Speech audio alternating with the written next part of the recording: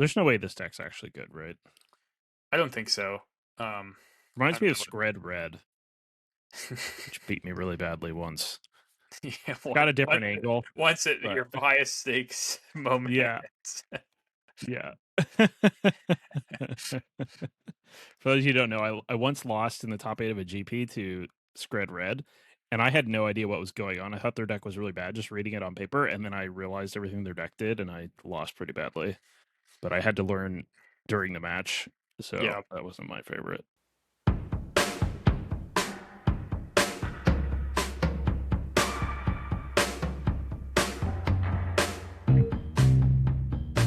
All right, Jacob, have you been playing any Magic since we talked last? A bit of draft and some modern.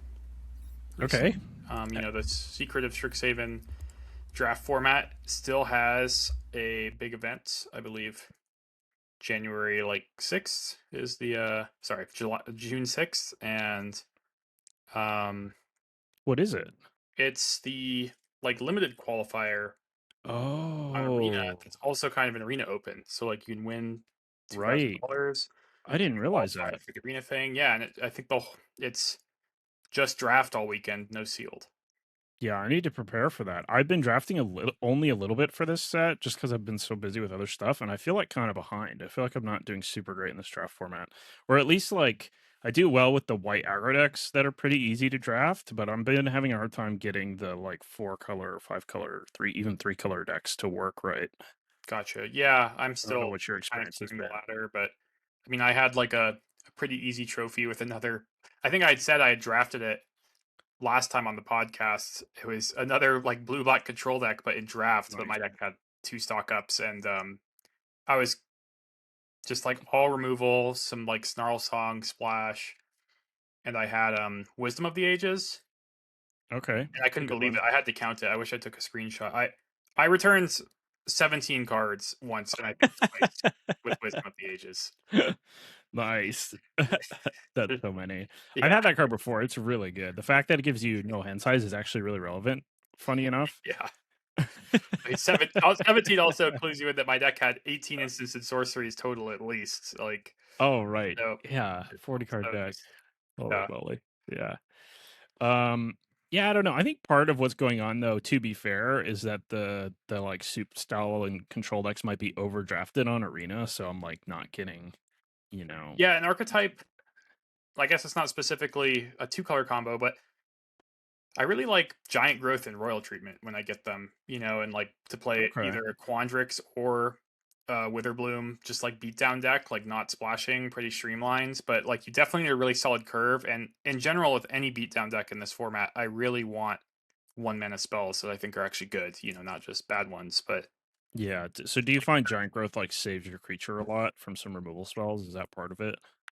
yeah, sometimes, but also I mean, I really love the combo of the 4/2 trample uncommon and just attacking it Sure. and giant growthing after they block, stuff like that. Mm-hmm. Do you usually have many life gain synergies in your deck? Is that why that card's No, important, or you just like the 4-2 trample aspect? it's the 4/2 trample with Right. combat tricks. Yeah. Okay. Yeah, I mean, I've also found Royal Treatment to be really good, just because it Yeah, that avoids one's so much very good. removal in this format. Yep. It kind of is like Snakes Can Feel from OTJ kind of situation. Yeah. So yeah, man, I need to be drafting. What do you think the best way to prepare for that draft event is for people? I'm not well researched enough even. Let's see if I can find it really quick. But is it best of one or best of three? Because I mean, if it's best of one, the ladder is probably fine. I don't I know. I, I would kind I of I guess. I can't remember. We played one before, the very first Yeah. one. Wasn't it Yeah. best of one?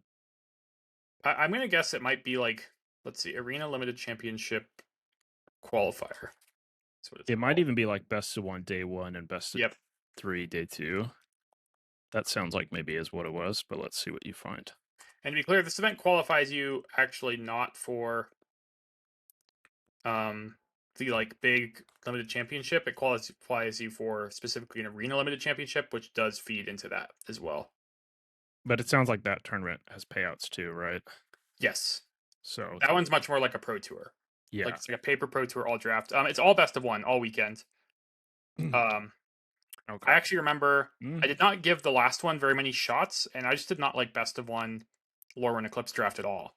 yeah, I didn't do I well, felt like you what I very much had to remember. get into a type, and it was not very fun to me. This set I feel pretty comfortable. Like I can be aggro or control, and that's kind of nice. Have you done any of the new contender drafts? Have you seen those? No. Basically, it's just a new queue that they have on Arena where it's called Contender, and it's basically like double the entry fee, and you get like double the prizes, Oh, okay. roughly. Not ranked, I'm guessing. No, it's ranked. Oh wow.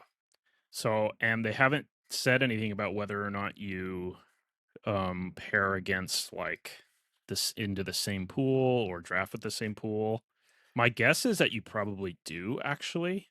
Yeah, I mean, this was discussion based on this qualifier we're talking about too, because day one and day two actually are not separate days in this event. You get like a Hmm. day two token and can queue up immediately.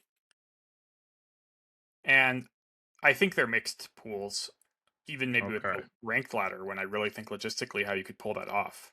Because Okay. like you need to like imagine you you're there at like right when it starts, you start drafting, and you're one of the lucky people to like 7-0 or whatever right away. Like then you click draft again, like there just might not be 8 people in that circumstance that all immediately are ready to draft again in like this Right. 2 minutes. And I know you're just going to get into a pod in like less than 2 minutes, I'd imagine. So it just must be Mhm. like a mix of at least the day one drafters, if not also just the ladder. Yeah. Interesting. Because the whole thing about the contender that I've been thinking about is like whether they're worth it to do because I mean they sound fun like I would do them, but then I was like, wait a second, if it puts you into a pool of like only other contender drafters, then like my win percentage is just not even gonna be very good. And then what's the point of doing it for gems wise? Yeah, But I it could wouldn't be be surprised if it's all just one big pool of people yeah. ready And to so in draft. this instance, it might not actually be better practice either, which I was thinking that could be another benefit to it. Yeah, no, I'll keep that in mind though. Yeah. I mean, I just kind of want to stay a little sharp with draft, even though the next Pro Tour will be a different format. Kind of in a weird spot with modern, where it's just like, my team's still kind of getting the ball rolling on starting to play modern themselves, so I don't have modern opponents, and I just like don't really want to play modern leagues. Because I don't know, I feel like it's way more valuable for me to like watch someone else play a modern league online or whatever and analyze that than play my own, because you just play against so many nonsense decks, and when I watch YouTube videos or whatever when they get paired against just like a deck Yeah. that is not going to be at the Pro Tour, I don't have to watch that match. Yeah, there is still, especially on Magic Line, because it's the only place for modern. There's still like a lot of people just play it for like because it's a fun open format type of thing. Yeah. Not exactly all everyone's preparing for the Pro Tour. The modern Pro Tour is interesting because you guys have such a long lead up, and there was actually some pretty big changes. Yep. So, I mean, in theory, a team like yours might be able to gain a pretty big advantage with some Yeah, secretive testing. You know? sort of. I mean, my goal, and like I would just say this to my team as well, and I would hope to have a similar goal. I just want to find a deck that I think is pretty good and that I like and that I know really well. Yeah, And I'm not really going to stress over like finding like the absolute best deck, because like ultimately I'm probably going to play against 10 different modern decks at the Pro Tour, or yeah. close to that, probably 8 or 9. But like Hmm. there's not really any metagaming going on. I think I'm going to be more likely to play against decks with Consign and Solitude or something, and that's more like a cluster of decks I could put together, but still. Yeah, so you'd rather just pick something you're really familiar with because there's so many different matchups. Yeah, and I just want to kind of stress test myself and make sure I'm not like tricking myself, like I'm very interested in just playing living ends, because I know the ins and outs of living ends. So like my kind of first test to myself as a player is just like making sure I think it's an acceptable deck in modern. Okay. Well, I'll make sure to ask you about how Living End has done in your estimation since the ban once we get to our modern section of the podcast. So, for those listening, we're going to talk a little bit about standard and then we're going to move into modern towards the second half of the combo. So, as for standard, I've been playing standard. The store championships are standard right now, and there's a pretty good promo. There's a Abhorrent Oculus. And if you get the stamped version, I mean, I sold my first one for like $200. Nice. And whenever there's a promo like that, it's not a ton of money, but it's just some fun stakes. So it usually drives a lot more competitive players. Like for instance, at my last store championship, which was just last night, I live in Washington State, and some folks from Canada came down to play, including there was an RC champion that came to play, and then funny enough, I don't know if you know him, someone who won or no, I'm sorry, who top aided the Strixhaven Pro Tour came to play. Nice. You want to guess who it was? Um, I mean, not to be mean, but there's 7 really, really well-known players in the last Pro Tour top 8, so I mean, I guess it's Matthew, not Matt Nass. Fair enough. Yeah, the Matthew Stephenson. I mean, to be fair, I didn't recognize him, but someone told me that's who it was, and I was like, sure enough. That's cool. But yeah, he's a nice guy, good player. I did win. I did fell the RC Linden, and I felled him too, and I Nice. went 4-0 for the Oculus. That was sweet. I've been playing Izzet Lessons. I'm pretty happy with that deck. No changes from last time. Just I've got it's the Razang list with Consult and 3 steps ahead. I do think potentially the format's changing in such a way that I actually might be interested in trying Storm Chaser's talent version again. Okay. Did you have him in the sideboard? I did for the first tournament. This tournament, I tried playing with the land destruction lesson. What is it called? Price of Freedom. Price of Freedom, because I saw the That's 4-color control that's only cool. like one basic. So I cut my Awesome. talents and like a negate and a spell pierce for those. No, that's awesome. I mean, I love Um, that. yeah, I You have didn't one play Qigong too? 4-color control. I do have 2 Wan Shi Tong, yeah, Nice. so I could also bring them in there when I board all those in. So that was the idea, and then Wan Shi Tong, of course, pretty good against landfall. So yeah, but I think like green might be on a downtick, and some control decks and whatnot but might be on the uptick. So I might want to try Storm Chaser's Talent again. I might run it through online a bit to test that theory. I know there's some proponents who prefer 4 Storm Chaser's Talent over the more controlling version. Even someone who has done pretty well at the last 2 Pro Tours with lessons. His name is Daniel Goetschel, I think is his last Yep. name. Yep. Um, Cool Ducat on Magic Online. yeah, and he really likes 4 Storm Chasers talents. He has a YouTube channel. He put up a video about arguing for Storm Chasers talent over like consult and those things, and it made a lot of sense. That's cool. Yeah, I mean, it's definitely going to be pretty good against the control decks, but I guess I would kind of think I think your list is probably really good against the control decks anyways. Yeah, that's fair. I mean, it's not like 3 steps ahead and consult are bad in those matchups. Yeah.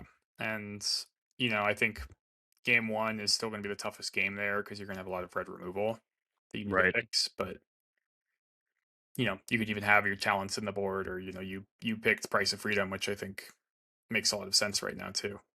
Yeah.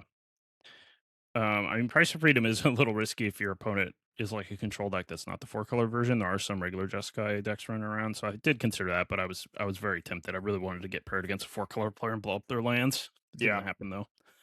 Yeah, I mean, it's not risky, right? Like you can still just cycle a lesson into your graveyard Yeah, that's not the end of the and world. That's you can certainly interact with their mana a little bit. Even the Jeskai decks don't like have perfect mana. And Mhm. they also like their Mysterized Villages are going to be pretty annoying for you. So having Oh access yeah, to those is that could come going to up. be relevant anyway. I had the thought that I guess I could kill a tablet. It sort of Mm. does Yeah, something. that's a little bit worse than just like cycling it on a. I mean, I guess mine as well if they have the tablet, Some of the maybe. time, maybe. Yeah. Well, if they're not like the one basic deck or whatever. Also, the thought like that maybe some number more than 0 would be good in the mirror to just kill a monument, especially if I have less boomerang basics, but I'm not sure. Yeah, that's one I'm a lot less sure on. Like I advocated for learning for Price of Freedom in Pioneer to kill Cutter in the mirrors Yeah, previously, but it's that's kind way of different different. because if you think that play would be bad, then it just like never manifests itself. You never have the Price of Freedom in your hand because you're learning for it. Yeah, It's more like a specific thing where you're like, you know what? The only thing that matters here is their Cutter, so I'm just gonna give them a land and answer it. right. And some of the time, if you're choosing to sideboard in, like it's in your deck, sometimes you won't have the choice. And like So, it feels bad, but it's not like you're getting 2 for 1s also when you kill artifacts with that card. Like, you still drew a card. No, it's not. That's kind of the idea. I mean, I think if they were to just run out Monument in turn 3, you'd feel pretty bad either way because if you let them untap, they have a Monument, and then if you kill it, you're ramping them really early. That's pretty bad. Yeah. But And if if you if can it's have it been cost 1 or stuff like that, that's pretty nice too. yeah, or if it happens more in the mid game, it might be more acceptable. So maybe. I just like that also versus control, you could board out a decent amount of your removal lessons and still have a pretty high lesson density.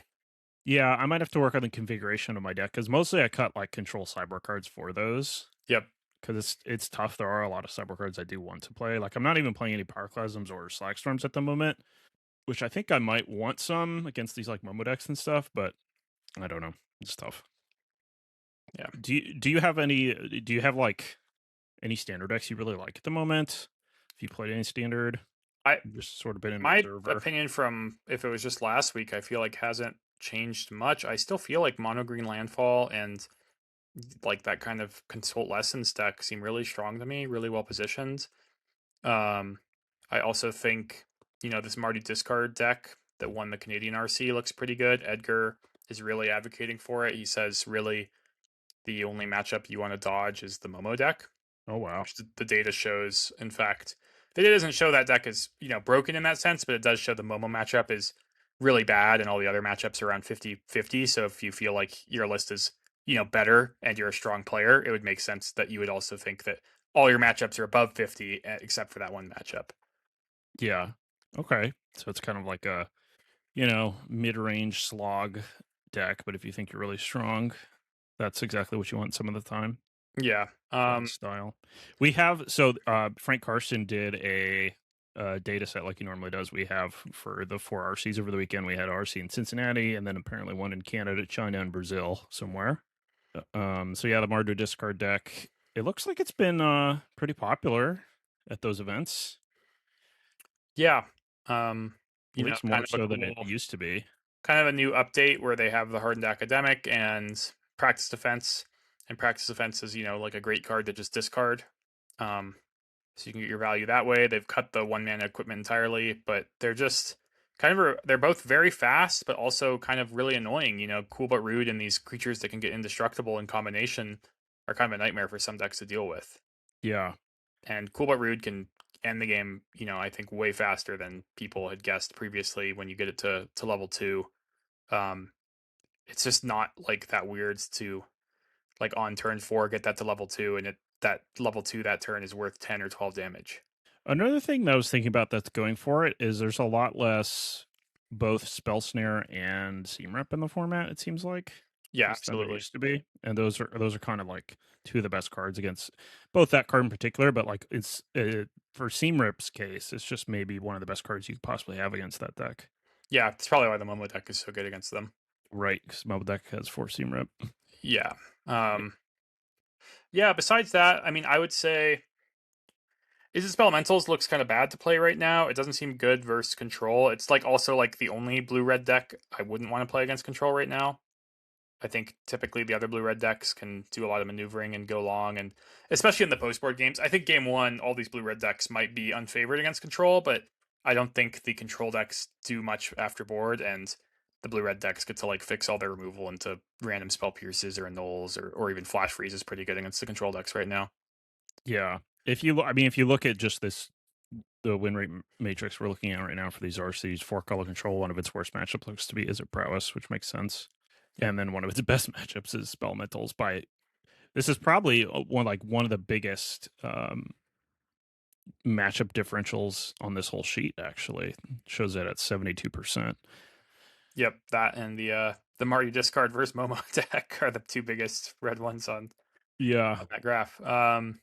Yeah. Beyond that, I mean, I think if you played Is It Prowess, I would probably play something similar to what TCG player played with like crabs and show offs. I like that build still.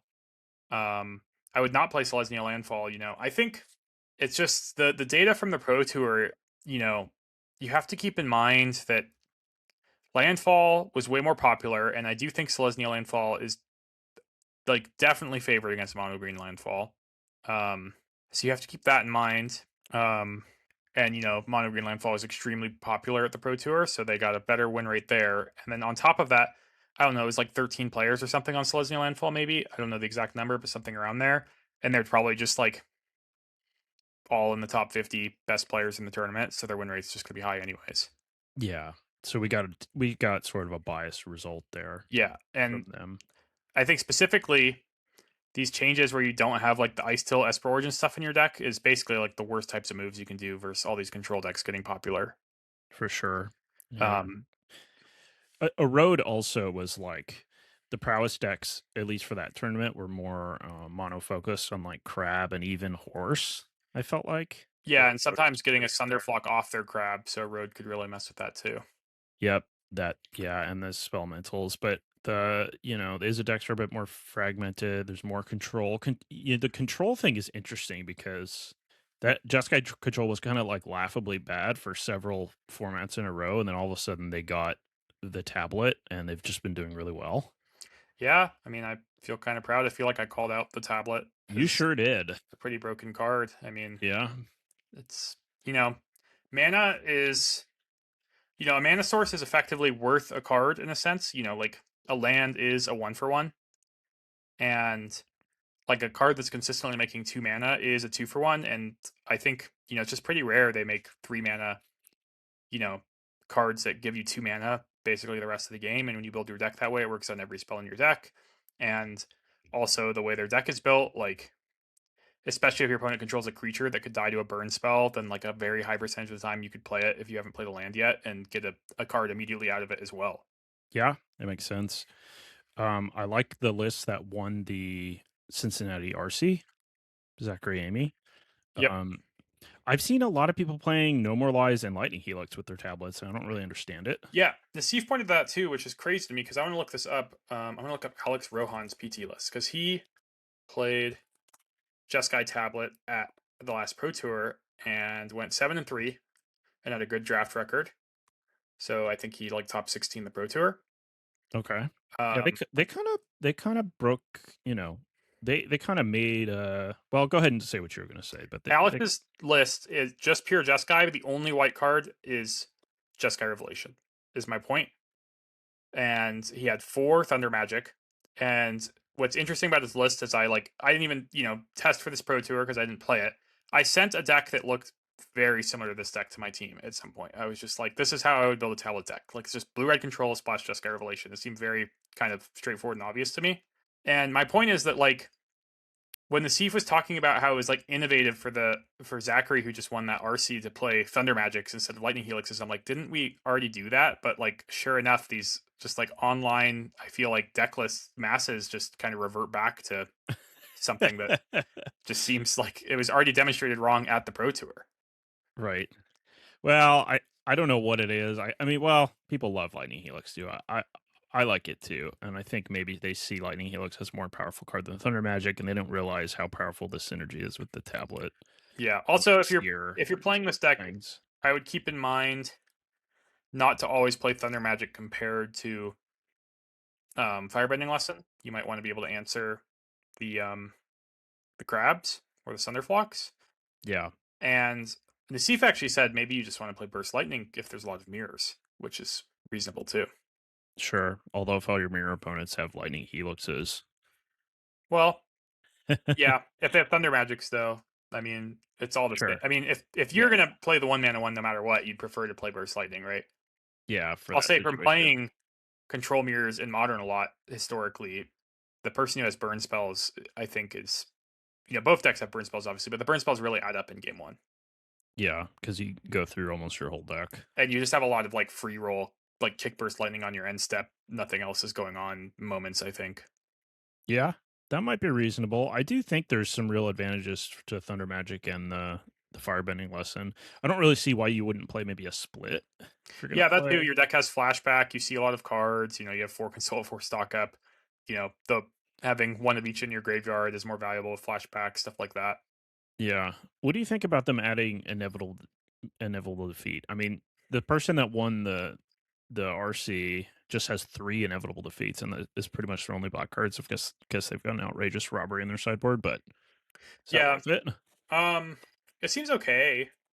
I mean, I don't really think it's that bad when you're already going to play all of the biblioplexes, and then the rest of their mana kind of falls into place. It doesn't look that costly to play them. It's a nice tablet card, like you need a black and a white mana, but the tablet can still tap for the red and the colorless there. Um, it seems like it just kind of compounds, that lightning helix to the face you kind of get when you resolve it. Um, just matters a lot with Jeskai Revelation and mostly gaining the life.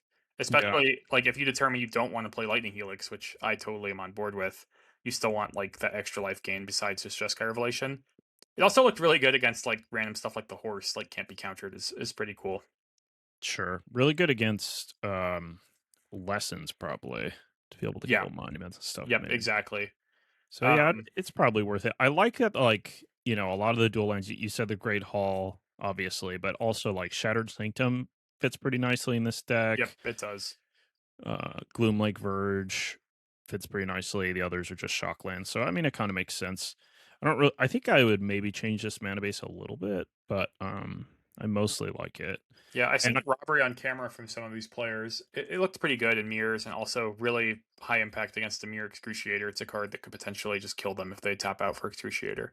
oh yeah, that's pretty nice. Yeah, that seems Yeah. worth it, especially as maybe just a one of. Yeah. I kind of understand wanting to play Day of Judgment, even if it's just like not your main plan, and maybe you can't cast it on 4 reliably, because you do get into some board states with control decks where you really need a sweeper to I get agree. out of it. And so even if it's turn 7 or whatever. Yeah. Yeah, it's definitely counting the mana here.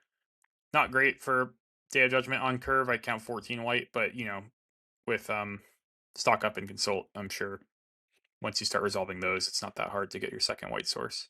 Yeah, and it's not like we have 3 or 4 of them and we're just planning on using Yeah, it I as our like main way to control creatures. kind of restraining in the one of here. Yep. Yeah. And then playing in a road and a get lost, that all seems fine. Yeah, no, I think this type of deck is good. I'm just pretty surprised that you wouldn't play a bunch of one mana red removal. Zachary only had 3 thunder magic, but I'll give him credit. They had 1 fire magic main, so it's kind of like a fourth like thing that could just kill a land or elves or something on turn one. Yeah. I mean, I do get the love of Helix. I mean, having life gain your control deck's really important, but I mean, you've already got Inevitable Defeat, you've got Just And Revelation, yep. Revelation. I think this is probably fine, unless you're really worried about maybe the mirror. Yeah, and thunder magic is just really nice against landfall. Um, getting that 4 mana deal 4 when they have so many 4 mana 4 toughness things. It is, and just being able to cast something off your tablet when you play it on turn 3 is super good. Some of the time you'll mill it, right? And then just a 1 mana card in this format. There's just like, grand Yeah, mana I just think it's so so important. much stuff. Yeah. The Seafit also pointed out, and I kind of agree. People were playing some soft counter magic in these decks previously, like the Swallowed by Leviathans, and we just see one negate, one 3 steps ahead. He didn't think you needed more than that, but just if you're expecting mirrors, just something like that to be like, I'm definitely going to counter your spell at this stage of the game is pretty nice. Yeah. Were there any other standard decks you think are interesting at the moment, like maybe Momo or something?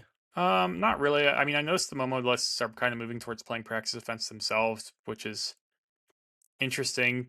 That card's really strong and limited, so it makes sense to try it. I mean, that card sounds better to me than Cosmo Grand Zenith, I think, but I didn't really like the idea of playing Cosmo Grand Zenith either. Yeah. I like some of It's- this deck's matchups. It has some really good matchups, but it also has some really bad ones. Um, Yeah, so I mean, I control all don't these think I would sorts be. of things. Yeah, I don't think I'd be excited to play against Jeskai Control like intuitively with that deck. No. This would be a nice deck for like, if your local meta in particular had a lot of like Izzet or something, but not necessarily control. Yeah, definitely. It could be a really good choice because it does do some powerful stuff especially with the Riddler Daydream plan now. Yeah, it's pretty fast and all flying power basically. Right. Um, so that's pretty unique. Yeah. What is its win rate spread? I'm gonna look over. Yeah, poor against spellmentals and control decks, Yep. and pretty good against landfall and prowess.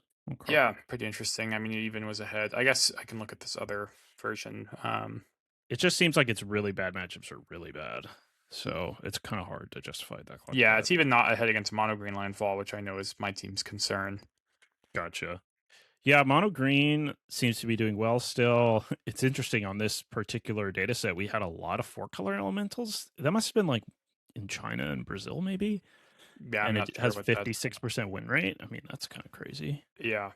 I assume that's mostly just like all the Lorwyn elementals Yeah, it's like kind the of game deck that deck. we saw in the top 8 of the Lauren Eclipse Pro Tour, and also Brian Kibler I know played it and went like 8-2 or something in standard. Hmm.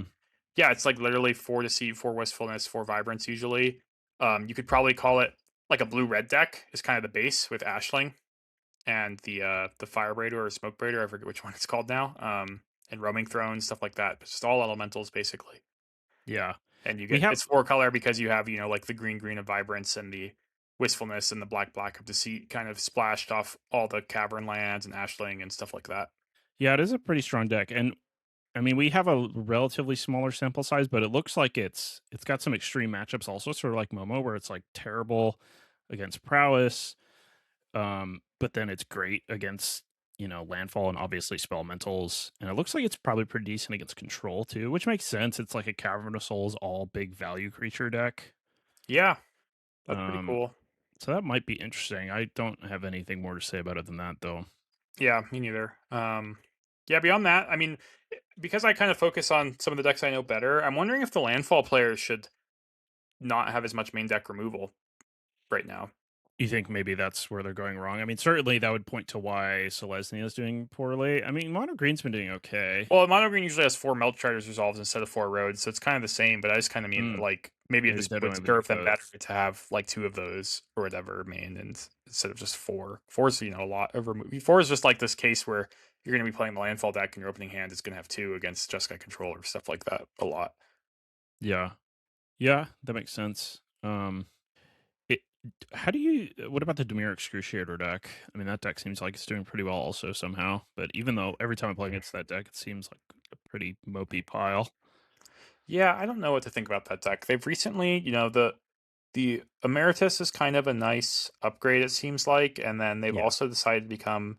They usually play 2 Cavern of Souls, which obviously can get in the way of a lot of their big creatures, but it makes sense. They just have all these really expensive top end creatures, and you know, after the Pro Tour that it won, it seemed like people were just like, "Well, that's totally unacceptable." I mean, even in round 16 of the Pro Tour when I played against Javier, I was like, "Really? Like, I just have get outs and disdainful strokes, and and you're gonna try to play a 6 drop against me? Like yeah, that seems really unacceptable." yeah. I see that it's been winning against these controlled. Well, maybe not even so much, huh? I was thinking it might be good doing well against control because they've been like cutting their counter spells for burn. Basically, they don't have a lot of main deck counters anymore. But it seems like they don't do super great against Yeah, it. I'm surprised they're not doing as well against control because honestly, like, I guess I'm not they're a doing big okay. They're doing pretty okay against control. I'm not a big fan of like discard spells like Deceit and Duress, but I Hmm. will say when it looks best is against control. But I guess when the control decks are more tap out control decks, it's not even as good compared to like I just think Duress is like, an all-star card against counterspell or stuff like that. But It that's not really what is the control decks are doing. right. They're more of just like this ramp to Jeskai Revelation pile of Yeah, removal and they have spells thing. flashbacks now too, which is probably really annoying. Stuff like that. Yeah. Okay. Well, standards turned out to be pretty diverse, which I didn't expect to be honest. Since all these bands, so that's Yeah. pretty cool. Um, we could move on to modern. Of course, we had all those bands that we talked about last week, but now I've had a little time to breathe and see what people have come up with on Magic Online. Yeah, so I don't have any specific deck lists, but I wanted to point at the cards that changed in the format and what it's kind of affected. Um, I think it's really interesting how much Boros energy there still is, despite them getting what was probably their best card banned. Yeah, Um, and yeah, I mean they're not like I don't see like a very big consensus on what they're moving into playing as a replacement, but they're not really like changing the other cards that were in the deck very much. They still have all the 1 drops and the Johnny. I was thinking about I think Voice of Victory is probably a lot stronger now. They've been playing 2 anyways, and I'm not sure I would just like jump to 4, but I'd probably be looking at the third right away. A big issue with Voice of Victory is that it just got flaged. So it seemed like a liability in the mirrors, but it is very good in your a Johnny Bombardment Ocelot Pride deck. Like it even works really well with Guide of Souls. You can stack the triggers in a very beneficial way. Hmm. So it makes just from a macro perspective, it makes sense that a lot of people would still play this deck right after Flage's ban because it was the most popular deck for such a long time. So many people have it built. So many people were playing it on Magic Online in particular. But it's interesting that even after a week, it still seems to be doing well. Yeah, well, it's this interesting shift where like they don't have to play around Flage anymore. First of all, so that's nice, and second of all, like they mostly are just becoming more aggressive than they were with Flage. I would argue their deck got faster with the ban. Um, Okay. and you could say that it's worse against Pyroclasm and stuff, and that might be true, but that's like another point in favor of Voice of Victory. I already see a lot of Ranger, Captain of Eos, and there's sweepers like Fire Spout that could clean those up, but people do really like playing Fire Magic and Bowmaster and Pyroclasm against this deck. So filling out your deck with some 3 toughness things seems pretty valuable. Um, Hmm. and then yeah, I'm not surprised to see more main deck Blood Moons. Not getting in the way of your own thing. I'm not really sure why so many of these decks have 2 Arena of Glory. It seems a little weird, or some of them still have 3 apparently. Um, Yeah. Would he even haste out at this point? yeah, I see some more Lightning Bolts than I used to see, even 4 sometimes. I like that. I know some of the lists in the challenges all had Mana Tithe. I would not play Mana Tithe in Modern. I don't think that card's very good. No, But especially if you're doing an open deck list tournament. But yeah, or yeah. because of Cascade, we're seeing random Boromirs show up from Lord of the Rings. This is 2 and a white for a 3/3 Vigilance legendary creature.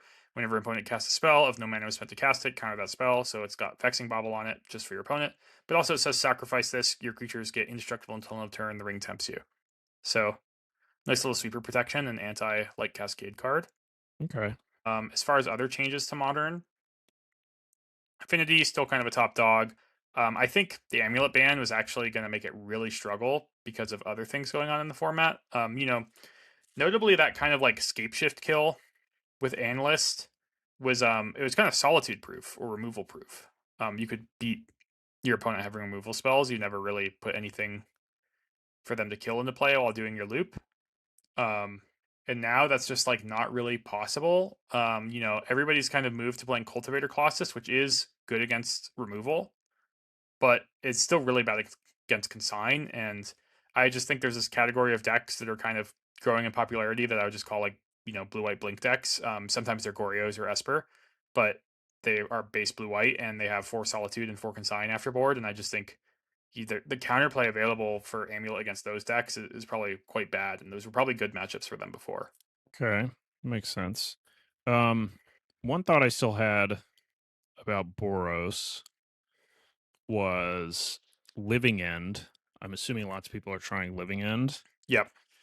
And, one of the things you said about them was that they're getting faster. So I'd assume like a combo deck like Living End, it'd be better to be faster than it would to be a Flage deck.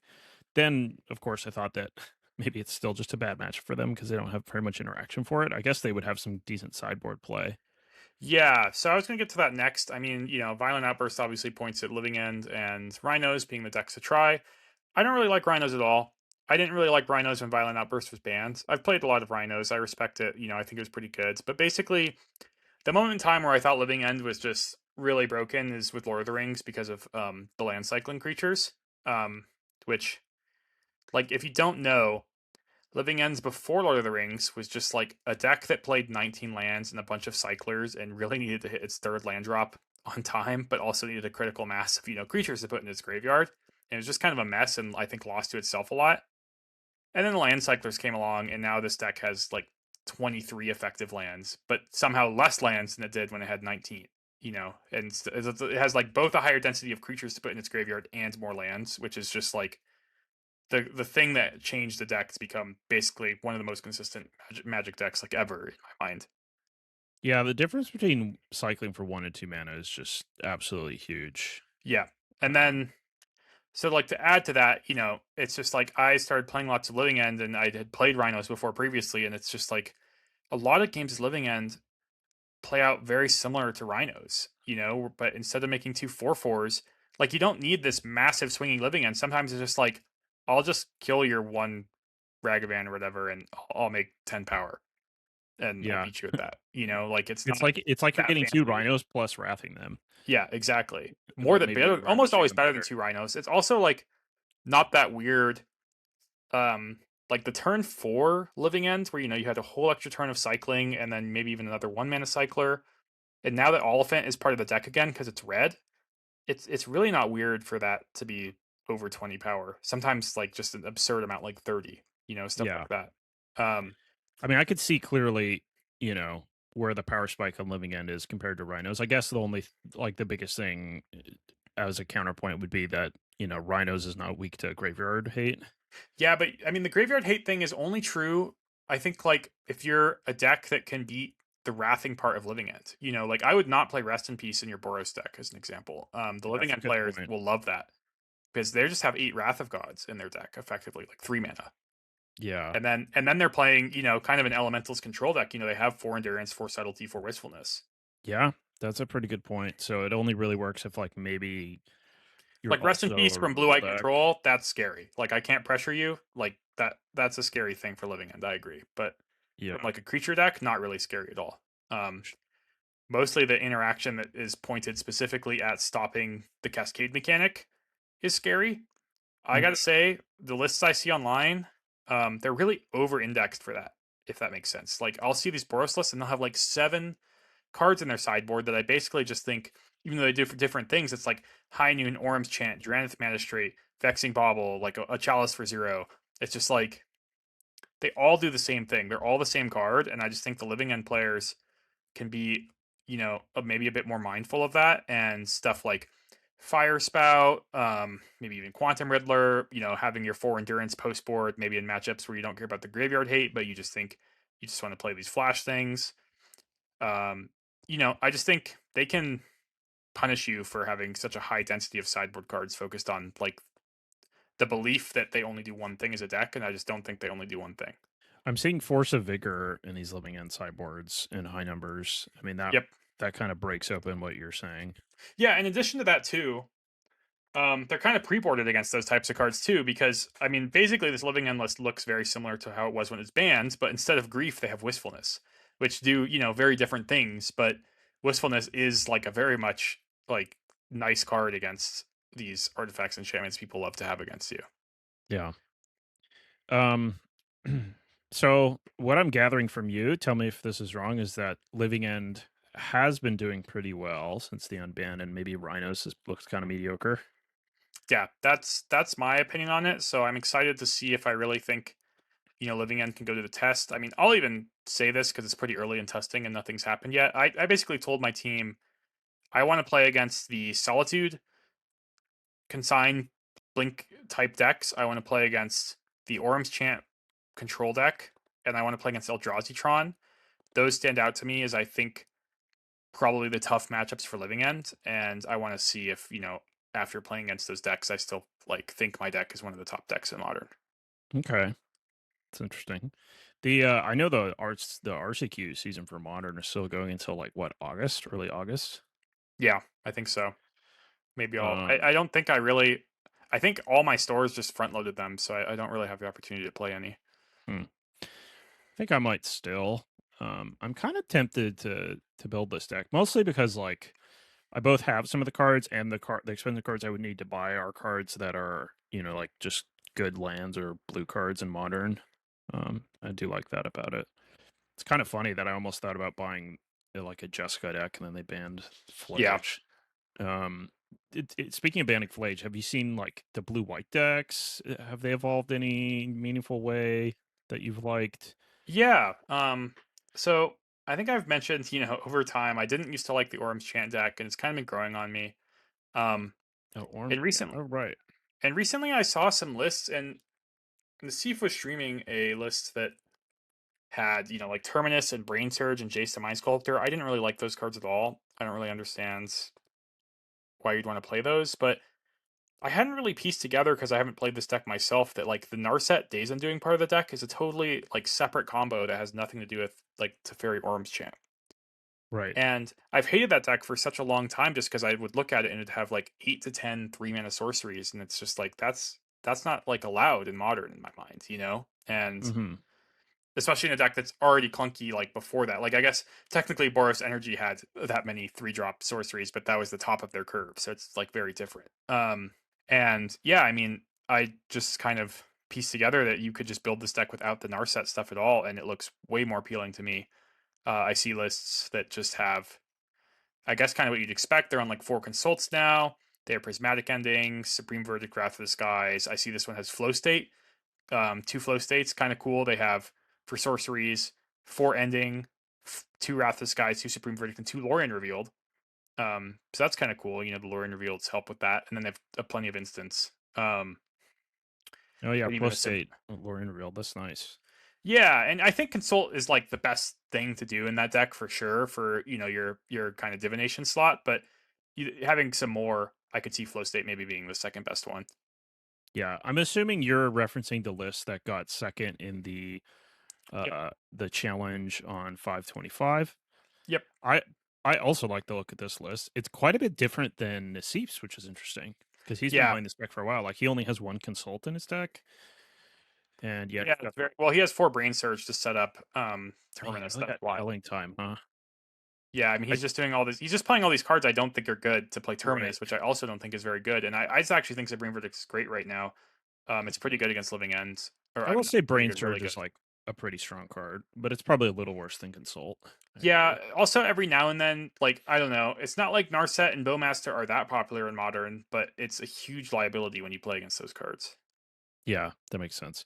One Uh, thing I like about this deck, and especially Supreme Verdict, like Wrath of Skies version, is I'm assuming Flayed was probably a kind of an issue for this deck, and yeah, the certainly. fact that Boros is moving just towards like a deck that's weaker against verdicts, and you don't need to have Graveyard Hate against them. That's got to be a good thing for this deck. Yeah, they also have 2 Teferi Hero of Dominaria. I like that card. I don't know if I'd play 1 or 2, but it's pretty good with Orm's Chant. Um, and Sure. kind of the same way the small way one is. You know, you could just play it and play it like a fog that they can't cast spells, and that's pretty good. It's funny going back to when I used to play Modern, which was really long time ago, and Jason Mindsculptor became unbanned. I feel like I eventually learned that Teferi Hero was kind of just better than Jace. And it's funny that those are still your kind of your best options is Jace and Teferi. I see Well, the Jace Galaxy Edge thing, Teferi. I think even when Jace was unbanned, was also very linked with Terminus, and the Ceaseless, it's also the same thing. Okay, that's fair. And this list doesn't have Terminus. Yeah, I would basically never consider playing Jace if you didn't have Terminus. Well, that is sort of what I mean, right? It's like Teferi seems to be better than Yep. Jace. Yeah, I mean, If in my that's mind, like it, if it you kind of want, costs 1 mana less. Like it has sure, more loyalty. and it Obviously, not on pluses, curve, but yeah, doesn't get lightning bolted, things like yeah. that. Yeah. Um. Okay. But yeah, I Cool. mean, I'm not like big on win cons or whatever. Like one of so the change I made to this list when I was just building it to I might play League this week is I like went to 1 Isochron Scepter and 1 Big Teferi, and I added the 4 Solitude, and then I noticed my deck just had 60 cards, and this is just one of many Magic Online psychos that just plays 61. Oh, classic. Yeah, All right. so Is that a Magic I love Online just thing? playing force. It's not like a Magic Online thing. It's just a I don't know, like a That goes thing. Yeah. disrespectful thing. Yeah, I Yeah. like playing Force Solitude. I don't know. I like Subtlety sometimes I was too. literally just gonna ask you about why is everybody on 3 Solitude? Yeah, I don't know. Um, I love that card. Just seems really good. yeah, I just think it's a super broken card. It's one of the best reasons to play white mana in Modern, basically. Yeah. I've had so many rants about like, I mean, Violent Outburst. It's kind of funny. It just reminded me of my rant about Solitude, where it's just like this interaction when it has instant speed natures to it, just like you just get perfect information before you cast it every time. Hmm. And so it's like kind of the same thing whether I'm playing Living End and I pass a Violent Outburst. Like if I need to play the Violent Outburst, I can. Like if I'm going to die to combat damage or take too much damage. But like if I don't need to, great. Like I'll just cycle more stuff and then once again have the same option next turn. And it's the same thing with Evoking Solitude, where it's just like if I feel like I need to evoke Solitude, I just can. But if I don't, great. Like I'm 1 land sooner to hard casting my Solitude. Yeah. Yeah, that was a big level up for me. Like, even though I don't play Modern at the moment, mostly just because like I don't have any of the cards online or in real life, but I still watch some Modern videos occasionally. And when I was thinking about Solitude, I was like, "Man, you really 2 for 1 yourself a lot," but then you just watch the games play out, and a lot of the time you just hard cast it, and it's just amazing, and that makes up for, the cards you lose when you pitch 1, in a way. Surprisingly good with Kira too. Yeah, no, it's a nice little combo, and yeah, I mean, I wouldn't be worried about like my lack of win cons with just like the Solitudes, Kahira, one Teferi, one Isochron Scepter. Um, Mm. It looks the like two, they've got a Hall of the Storm Giants. yeah, I don't really like that either, to be honest. Okay. I Uh, mean, it's a pretty reliable win con, but maybe you don't need it. yeah, I just think you'll be in like full control of the game very often. Um, Okay. the like also like I think just one ofs like Teferi and Scepter just work. Like Consult is really strong in the late game. Yeah. So when you're like in the stage of the game where you're like worried about win cons, like a single consult is just gonna like really bring everything together, I think. Mhm. Whether Do it's you think just like actually the scepter or the Teferi, or just like I'm never gonna shields down like my 2 counter spells and I'm still gonna play Solitudes and Kihira. what about, like, in mirror matches or something like that? Maybe Yeah, I'm not sure. I mean, the other issue with like I don't know, the Isochron Scepter one is a lot worse to me. Like the Isochron Scepter to me is like a card I want when I'm just like in full control of the game and I'm not like trying to like turbo Scepter chance someone because it just sounds like really hard to pull off. Mhm. Um, the Big Teferi I could see being, that's just might be a good card, a big value card. Also, I don't know, like I might be interested in playing like a subtlety or two even, which are also like cards that can win. Yeah, I do like subtlety. Okay. I was just thinking, like, maybe Hall of the Storm Giants is like a mirror breaker type of card as an extra win condition. They don't have a ton of ways to kill it. Oh, It's I just see. Solitude. Maybe. Yeah. And if you could just stop, like, 3 Solitudes, that they pretty much can't deal with it. Guess they have a chant. I don't know.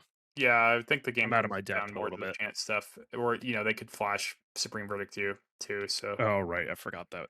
I love That Supreme was a Verdict thing. with 3 mana Teferi. I think the flash Supreme Verdict thing Yeah. is like a very real thing, and also comparing Teferi to Narset, it's just also like you want to stick these cards on empty boards, but Teferi gives you a little bit of leeway. You can stick it on a board versus like exactly one thing. Mhm. Yeah. Are you happy with a couple of Rathus guys? No other energy stuff? Yeah, honestly, I think when I built this deck, I considered cutting the hall for one tune the narrative. Okay. But it's not a big deal.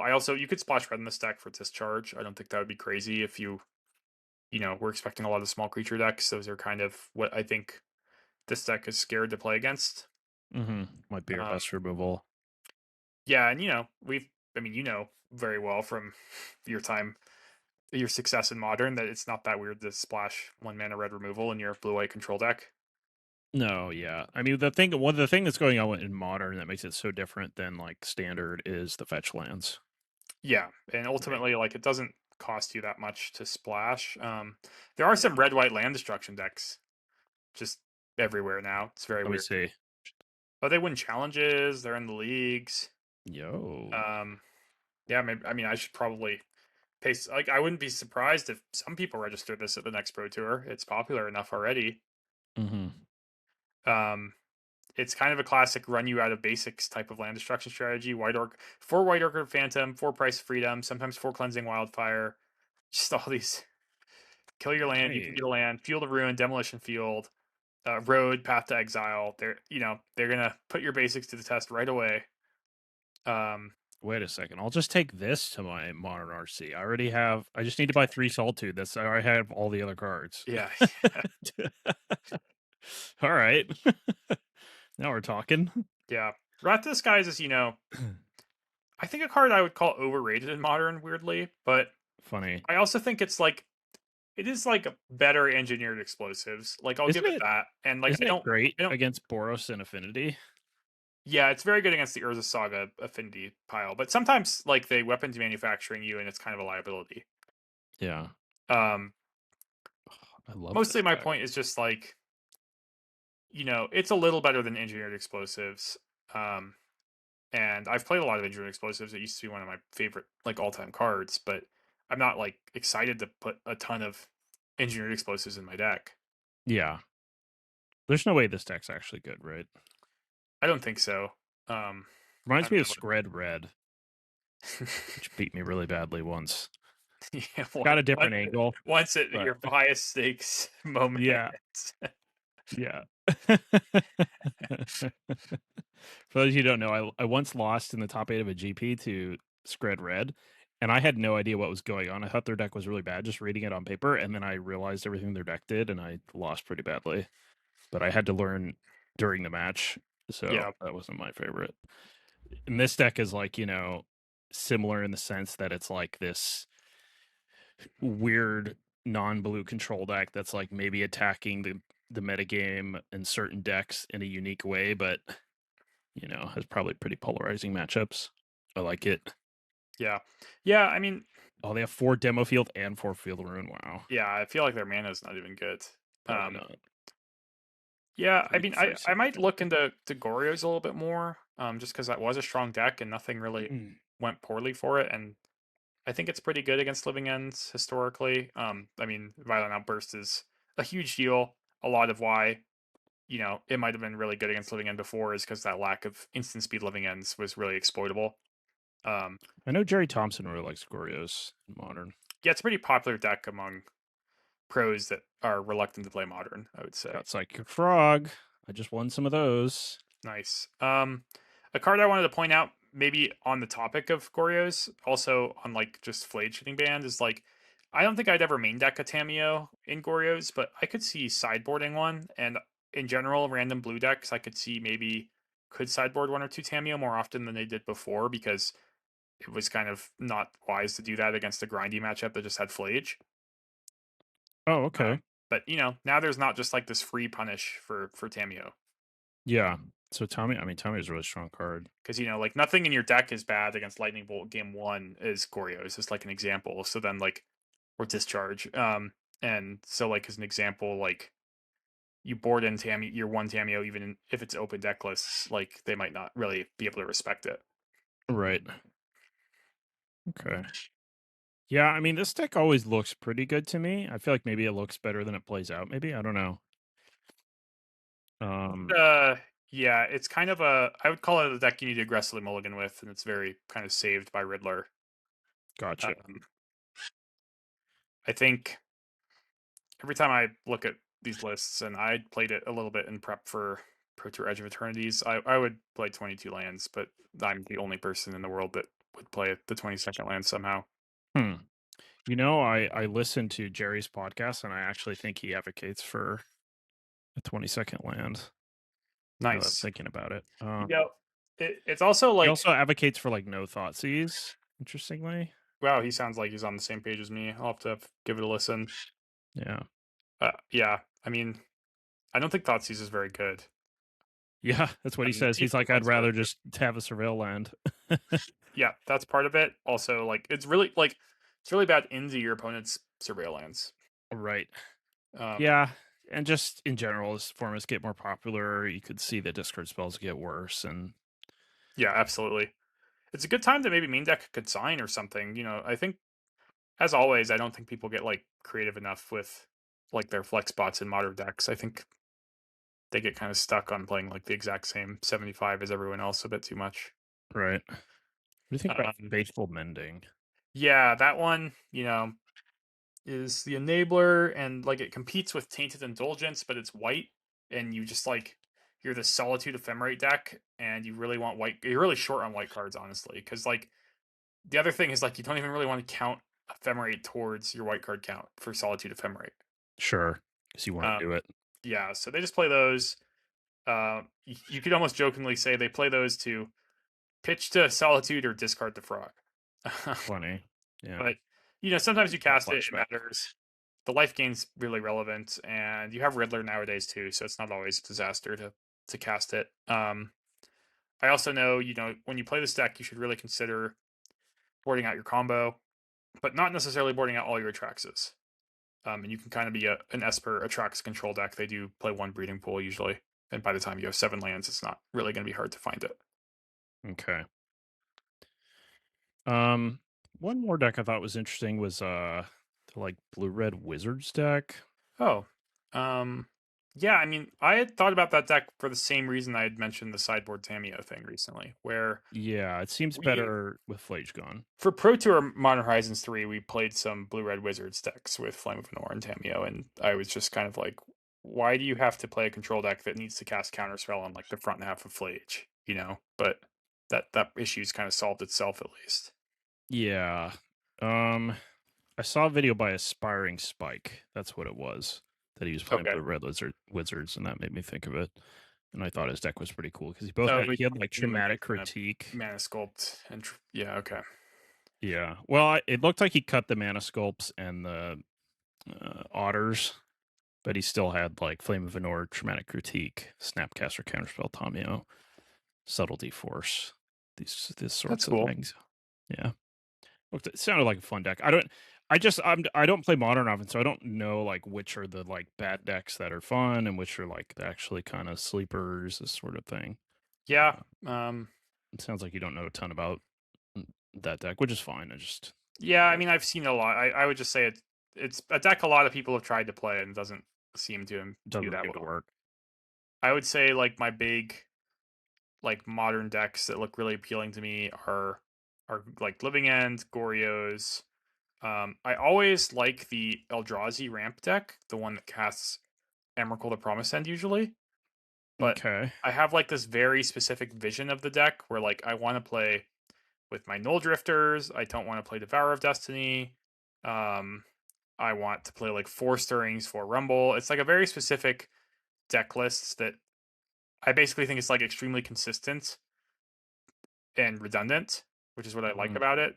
But that's almost like not what anybody does, and I don't know. It has its issues. It usually feels kind of nice when the format is slowing down. Obviously, fast Right. combo is kind of like a nightmare for it, and it still has like a consign problem. Is this an Urza Saga deck? No, No. Okay. it has the Ugin's Labyrinth and an Eldrazi Temple, but Yeah. no Urza Saga. Yeah. I was trying to think about how its matchup would be against Living End, and I know Urza Saga is pretty nice against Living End, but I don't. I guess I don't. I guess I don't know what their plan would be. You know.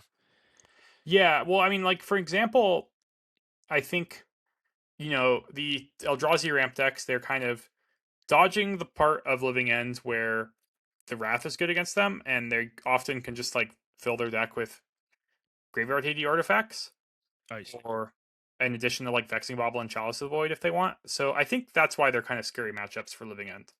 Um, where like they don't have to try hard to play the hate because they're mostly just colorless decks or mono green decks. So it's like, what hate could you play besides the artifacts that are probably good against Living End?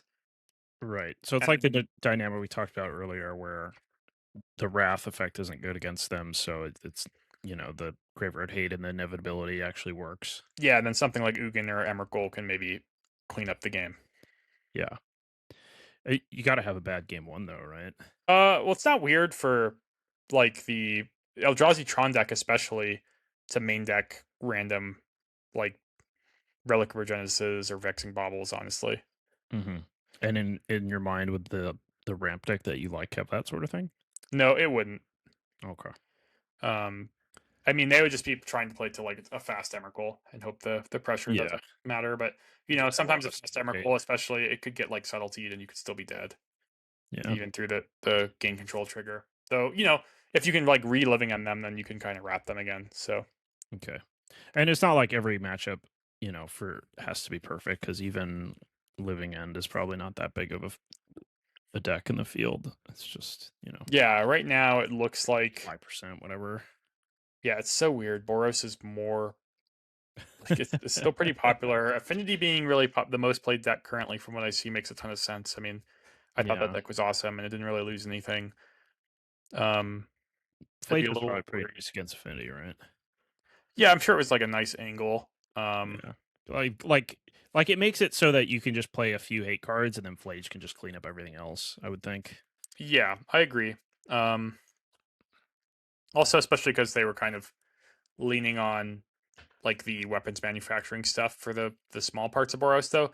I mean, it's really normal for the affinity deck to main deck 4 Tormod scripts, so Flage might not be like that annoying in that I sense. see. Yeah.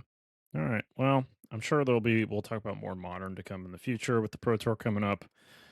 So that ought to do it for now. Oh, I guess one last thing is Titan had a ban. Have they figured anything out? The first Uh, list I clicked on has a Azusa and Dryad. I started on that. Okay. I had mentioned how like they don't really Oh, have sure. the good like plays in this Solitude and Right, right, Consign, right. and I mean they play Dryad sometimes. There people have found loops that work. I've even seen posts about like can I still win when I like have turn on amulet like turn two, or like if I play like a Titan on turn three with two amulets and no mana, like I can still win, right? And like yeah, they can still do that, stuff like that.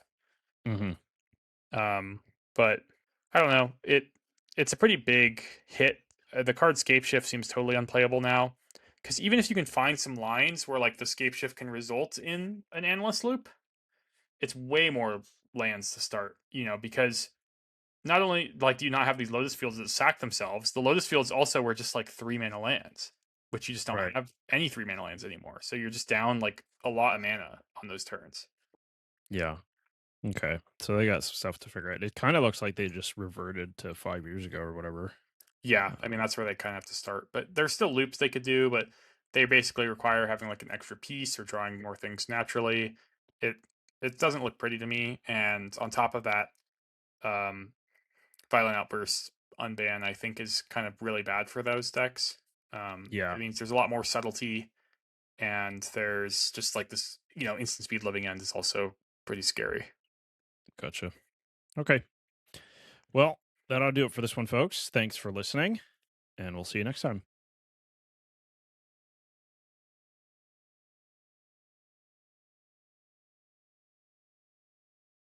So the promo situation is so funny right now. It's like they're trying really hard. It's like I don't know what it is. It's like they're trying on purpose to make bad promos because they make such good promos some of the time that I know they know how to do it. And then like they just release the new promos for like the next RC round and it's like Sun Pearl Kieran and Yeah. um the Star Cage and it's just like what? But then also there's this really cool the promo. What's the for the Pro Tour, right? The Kozilek's Command. It's for the RC, the modern RCs. It's a Oh, it participation is for the promo. modern RC. Yeah. Okay. Yeah, so See Textless I'll put a I'll put a picture on the. Kozilek's command, with the same art style as the original Textless Cryptic command. There's definitely a Even running joke going right with the textless cards where they pick really complicated cards to make textless. yeah, it seems kind of on purpose at this point. This one is very widespread though. Like the Ocelot Pride and Omnath, those are kind of hard to come by. But this one is like you just these are probably what going to be like maybe a little bit more than the normal Kozilek's command in the end. Yeah, Maybe double at most. Not like that weird to want to get them for your collection. Um, sure. I like them a lot, but I also understand, especially at the competitive level. I will say, I'm a player that there's some cards I have still that like I got Japanese on purpose, and I don't really do that anymore. Um, it's not like a disaster, but I just like don't like the idea that my opponent might call a judge to learn what the card does or to make sure they're certain what the card does. And that is just kind of like a waste of time. And I've become a lot more conscious about, even though they're supposed to give you time extension, I just feel like it's such a risk that you might be down on time from that interaction in your match. Oh, interesting. I never thought of it that way. I just like I have Japanese. I like Japanese cards, and some of my decks will have them, and I feel bad when my opponent doesn't know what they do, and I have to like pull up a translation. Yeah, I have a different thing when I had a cube where like I had some foreign black border cards I really adored. And I made it a rule that like I wasn't gonna put foreign cards in my cube except for cards that are like from Alpha, basically, but they're foreign black border and they have the same art as cards from Alpha. And then like I sit down for a draft with like even some experienced players, and somebody's just like, "That's Birds of Paradise, right?" And I'm like I would hope that just the art and one mana on Birds of Paradise uh, is like very obviously Birds of Paradise, but like people just don't operate with that same kind of certainty, or they just aren't as invested in medical Yeah, as I am, so they don't know all these things. yeah. I mean, that is it. I mean, I still don't feel too bad about it. Your angle's interesting, where it's like if you're going to a competitive tournament, people are calling judges about something that's like shouldn't be really relevant. Um, Yeah, and I'm not as far. I know people that don't like it when their opponents have foreign cards, but I've talked to them about how it's just like, well, what if they just like went to their LGS and they said, I need four Cosmos commands, and like that's what they had, yeah. in a year from now or whatever. One Like, of the reasons I got all my Final Fantasy cards in Japanese was because I noticed they were cheaper. yeah, no, that's another reason too. Or people, people even playing American RCs sometimes live in Japan for a while. So like, Yeah. No, I like the it's a foreign thing loot that for can sure. happen. Um, Um, yeah, going back to the promos really quick, I don't understand how like the store championship promos for like the last several three store champs will have like several $100 promos, and yet the RCQs and the RCs will just have like worthless promos, spotlights even. yeah, I don't And really understand why they should really just stay in the scope of modern. It seems like this very consistently happens where they are picking promos related to standard, and they they're have to getting it somehow wrong. they're just getting it really wrong because for some reason these things have to be produced so far out in advance. Um, I guess Yeah, on the but topic of promos too. Good. even when they're getting it, like, even if they were getting it right, they'd still be printing like what Sun Pro Kirin and like who cares? Those Yeah, wouldn't be worth anything even if they were staples. yeah, I agree. Yeah, I also feel like at the pro tour or big events, they're really messing up the promos. I got that cloud promo from Pro Tour Final Fantasy, and that was awesome. And they just like haven't done anything like that again. And like at Worlds even, which was Avatar, like the draft, no Avatar promo, like pretty I know. shocking. Um, Especially for Universes Beyond, it's kind of a slam dunk because the card doesn't even yep. have to be playable. It could just be a cool Universe Beyond card. Yeah, I mean, I think Tamio is a great choice. I wish they could go a little further even. I mean, Tamio, I think literally was the best non-Universes Beyond card they could have picked as a Pro Tour promo. So that's a nice step in the right direction. Yeah. I think legendary creatures, that's my biggest priority. If you're gonna have a card be extra expensive, in my mind, um, you know, one that someone might want as their commander might be something someone is more realistically willing to pay like 4 digits for. Like a Um, fancy commander. Yeah. because you show it off all the time. Um, or even in commander maybe. And then on top of that, it's a heavily played modern card. Um, so people might Hmm. want to collect them anyways to swag out their modern deck. Um, so yeah, I really like the Tamio promo. I keep floating this idea where I just wish like they did more serialized promos. At the Pro Tour especially, but also these RCs could have them too. They could have the causeless commands, and if you get top 128, you get a foil causeless command, which I think is already the way it is. But then like if you get top 8, you get like a foil serialized causelix command, and Yeah. it's labeled like 1 through 8 or something. Um, Yeah. I totally agree. or And I I know we've guess if talked about it's it before, but international, I guess they have to do more, but still, maybe they're like, okay, we made 80 of these, and for the 10 RCs or whatever, you get a random, maybe you get a random one. Anyways, it just doesn't cost them very much to do that. I think, like, I don't know, especially for cards they already made the art for, to then make like a sheet or two of them serialized. That I doubt that even costs $1,000 yeah, I don't know. realistically. You know? I maybe it costs maybe they think like it makes the serialized cards that they put in packs and stuff less special and those make them money. I don't know. I think that's all kind of loose. I think that it would be a huge boon. I guess my point is like I know obviously we talked about this before, although it's a huge topic where it's like you see all these other card games. Pokemon's been doing it for years, but then also all these newcomers have been really drawing a lot of people to them for these promos. So it's a big something they could do is low hanging fruit for sure. I don't understand why they don't do it. They haven't increased prize pool money for a really long time. But I guess my point is like also with the promos for like the RCQs and stuff, it feels like I think I have a feeling that they kind of know how to make good promos and they're just not doing it rather than some people being like, oh, they like messed up.